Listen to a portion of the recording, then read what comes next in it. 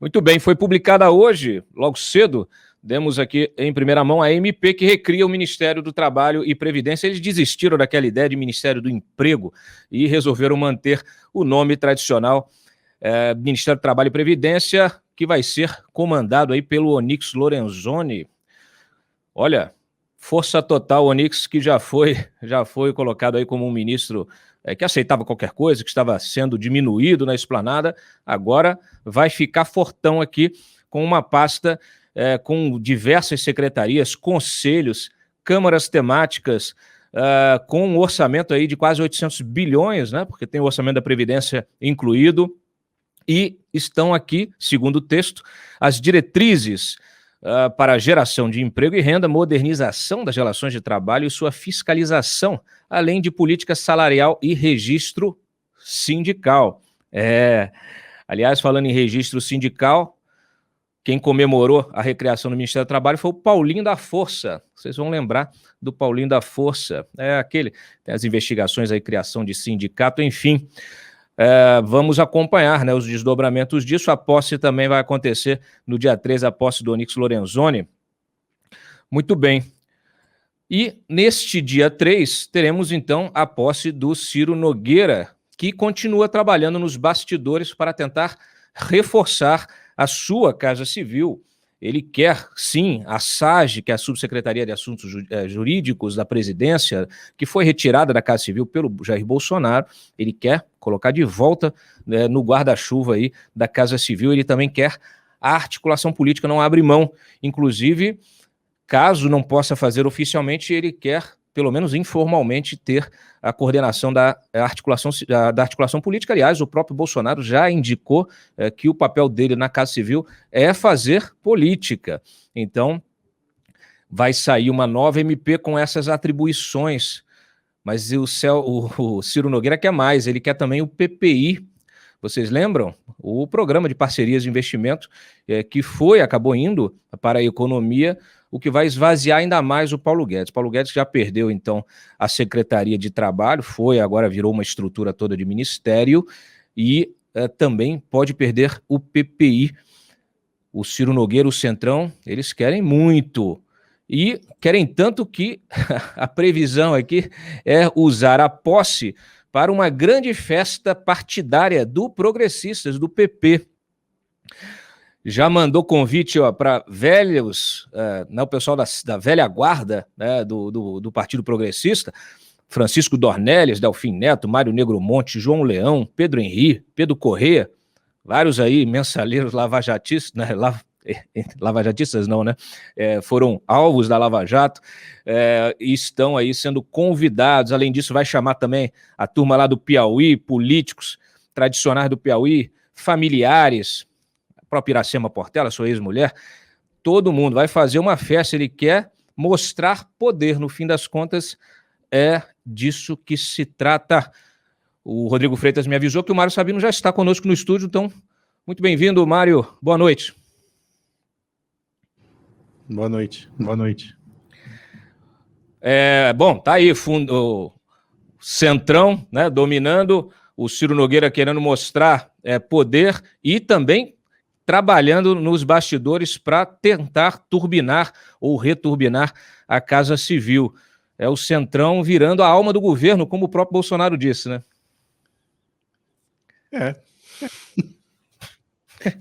Você quer que eu comente o quê? O Ciro Nogueira está fazendo o esperado, né? Tentando abocanhar o maior naco possível, em troca de algumas facilidades para o Bolsonaro, provavelmente para tentar mantê-lo até 2022, e não vai entregar a outra parte que ele está prometendo, né? Que é apoio na eleição. Porque quando chegar perto da eleição, e se tudo continuar nessa toada aí, o Bolsonaro perdendo popularidade, todo mundo achando ele um idiota e tudo mais, ele pula do barco, né? A questão do Ciro Nogueira é lá o Piauí dele, né? Porque vai enfrentar um petista lá, né? Mas também não é uma garantia, e talvez seja até contraprodutivo para ele, bancar o bolsonarista diante do petista lá no Piauí. Todos os benefícios, inclusive porque todos os benefícios que ele conseguia ali para o o estado dele, toda a grana, toda a dinheirama, vai cair na conta dele, né? Eu digo, na conta positiva, né? Foi quem trouxe, foi o Ciro, não vai ser o Bolsonaro. Então, o Bolsonaro fez uma aposta errada, né? Em levar o Centrão para o coração do governo, porque o Centrão não acompanha. É o histórico do Centrão, é a história do Centrão essa. O Centrão não vai, essa imagem batida aí, né? Que se usa em Brasília, né? Vai com o caixão até a cova, mas não pula nela, né? E é isso que vai acontecer. Então, assim, vai extrair o máximo possível de ver a federal para fazer lá as coisas dele lá no Piauí, para comprar voto, né? Digamos assim, diretamente. E vai ser ele o benfeitor da humanidade. Então, amarrar o burro dele no bolsonarismo pode ser contraproducente, inclusive no plano estadual, né? Então é mais ou menos essa aí não tem nada de original no Brasil, nem nada de muito espetacular, né? Infelizmente as coisas vão se repetindo, né? Ontem mesmo a gente noticiou o Lula dizendo que o Bolsonaro estava refém do Centrão, ele que foi, né? O ex-refém, falando, você mesmo. Ele, a Dilma, né? Todo mundo. É isso aí. Todo mundo. Essa gente aí. A Receita está cobrando 17 milhões do Ciro Nogueira por sonegação, são os autos de infração relacionados às investigações da Lava Jato. 17 milhões. Mas a Lava Jato, sabe como é, né? É o grande mal do Brasil. Então vamos dar um jeito de anular isso aí também. Não se preocupe, né? Inclusive também como o escândalo foi abolido no Brasil, não vai ter grande repercussão, né? Senhores, a gente está vendo uma sucessão de decisões. Ontem mesmo, você viu, aqui em São Paulo, anularam o Haddad, né? Aquela decisão. Tudo relacionado à Lava Jato será anulado, porque o precedente foi aberto, né? O precedente foi aberto. Essa vagabundagem aí também de dizer que a Lava Jato estava querendo ter aquele sistema israelense de espionagem, né? O Pegasus, para ficar espionando. Você mesmo escreveu a respeito. Então, assim, olha aqui, Ciro, não se preocupe, porque com a Lava Jato a gente dá um jeito, viu? Não vai pagar nada, fica tranquilinho, tá? Parceria público-privada, viu? Essa aí que é a verdadeira parceria público-privada. Olha quem tomou posse no lugar do Ciro Nogueira hoje, ô Freitas. Põe na tela, por favor, a foto. Essa fotinha maravilhosa, que inclusive ele tá com a camisa com um adesivo, ele e ela, adesivo da Dilma, olha aí, a campanha da Dilma. Ele e a mãe, a Eliane, é a primeira suplente dele, né, do novo ministro-chefe da Casa Civil, aos 72 anos de idade, novata na política, mas nem precisa, né? Ele vai manter, obviamente, ela vai ser vamos dizer assim, uma senadora de fachada para o filho. Tá aí. Ontem a gente mostrou aqui as semelhanças, Mário, do Ciro Nogueira com o Jair Bolsonaro. A família sempre em primeiro lugar, desde que seja na política, né? Sustentada pelas gordas tetas públicas, infelizmente. Tá aí a mãe do Ciro Nogueira, então, assumindo a vaga no Senado. Bom, vamos mudar a nossa pauta aqui e vamos falar desta recriação do Ministério do Trabalho. Olha só quem comemorou. Paulinho da Força disse o seguinte, olha, eu sempre achei que era preciso ter o Ministério do Trabalho. Sem essa pasta, o governo passava a sinalização de que não estava preocupado com o emprego. Essa recriação é importante, mas não sei se neste governo o Onyx Lorenzoni vai ter tanta liberdade assim. O Onyx Lorenzoni, inclusive, vai sair candidato, né, ao governo do Rio Grande do Sul, deve permanecer como ministro 6 meses ou algo. E aí está aí o Paulinho comemorando, provavelmente de olho, né, na pasta que sempre foi, vamos dizer assim, uma área de atuação muito forte da turma dele. Ele disse também o seguinte, olha, sobre a reforma, sobre a nomeação do Ciro Nogueira, ele também disse que agora o Bolsonaro foi para a política de vez, né? O presidente vai continuar com esse discurso de golpe para sua turma, mas, né, se rendeu à política, porque sabe que não há outro caminho. Isso acende uma luz vermelha para o Lula, que vai ter que tentar atrair mais gente fora da esquerda. Mário, o Ministério do Trabalho também foi comemorado aqui, olha, pelo Roberto Jefferson. Você acha necessário que não a criação para abrigar os apadrinhados e os interesses dos aliados? Você concorda com o Paulinho nessa avaliação de que é importante ter um Ministério do Trabalho e Previdência?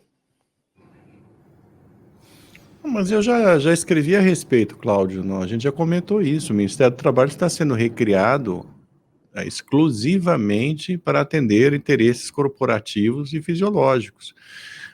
O Bolsonaro, no início do mandato, sob o guarda-chuva do Paulo Guedes, montou uma equipe, aliás, uma parte dessa equipe foi herdada, inclusive do Michel Temer, para prosseguir na reforma trabalhista, né? E houve a extinção do Ministério do Trabalho, houve uma série de mudanças na legislação para torná-la mais moderna, mais flexível, para não punir o empresário, né? Porque ser empresário nesse país é ser tratado como um criminoso, né? E eu tenho uma experiência pessoal nisso agora, né? Desde que a gente montou o Antagonista, né? Não deixamos de ser empresários também, e é uma maluquice, né? É uma loucura a legislação trabalhista. Então, vínhamos no bom sentido, né, de modernizar as relações de trabalho. A pandemia, nesse sentido, deu um impulso, até porque as relações de trabalho mudaram, né, com teletrabalho e outras coisas. Então, vinha nessa boa caminhada. Aí, quando você tira as relações trabalhistas, né, a administração sobre as relações trabalhistas, tudo mais, do âmbito do Paulo Guedes, isso é para quê? E põe o Onyx, né, que vai ser o ministro, já é o ministro, sei lá. É isso, quer dizer, você vai voltar a privilegiar os sindicatos, né, por exemplo, o imposto sindical vai voltar, né, esse roubo instituído, né, do assalariado, que é obrigado, mesmo sem ser sindicalizado, ele é obrigado a dar um dia de salário para o sindicato. Isso é roubo. Então vai voltar o imposto sindical, o Ministério do Trabalho vai trabalhar nesse sentido, né, com o perdão da redundância, e você vai ter também a volta dos sindicatos como negociadores privilegiados, assim, a negociação do funcionário diretamente com o seu empregador vai ter que voltar a passar pela intermediação do sindicato, que obviamente faz chantagem com isso, né? Explora politicamente, que é o que eles sabem fazer. Então, é um retrocesso institucional de cunho eleitoreiro e corporativista, para além também dos fisiologismos. O Paulinho da Força, que nasceu nesta cultura, né? Nasceu e floresceu nesta cultura, está feliz da vida. Agora, não pensem vocês que os petistas também não estão, né? É CUT, Força Sindical, o Diabo a Quatro, estão todos felizes da vida com essa atacada. O Bolsonaro que acha que vai ter apoio de sindicato na eleição presidencial de 2022. Veja, Paulinho da Força, assim, vai dar uma piscadela, tal, mas ele não vai também apoiar um presidente impopular que é acusado de genocídio, de ter feito tudo que fez, né, durante a pandemia.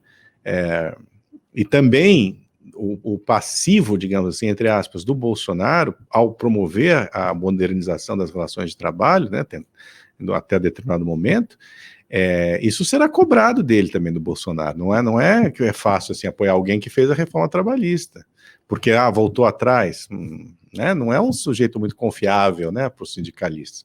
Confiável mesmo são os petistas, né, que são, enfim, nasceram também. Atenção, o petismo nasceu do sindicalismo, né? Então, essa cultura toda que engendrou toda essa coisa ruim que a gente vive no país, agora está sendo realimentada, né, pelo Jair Bolsonaro, que prometeu acabar com tudo isso aí. Quer dizer, é mais uma promessa de campanha que ele não cumpre, pelo contrário, ele motiva um retrocesso, ele patrocina um retrocesso. Então, assim, é uma fraude, mostra que a campanha eleitoral dele foi integralmente uma fraude.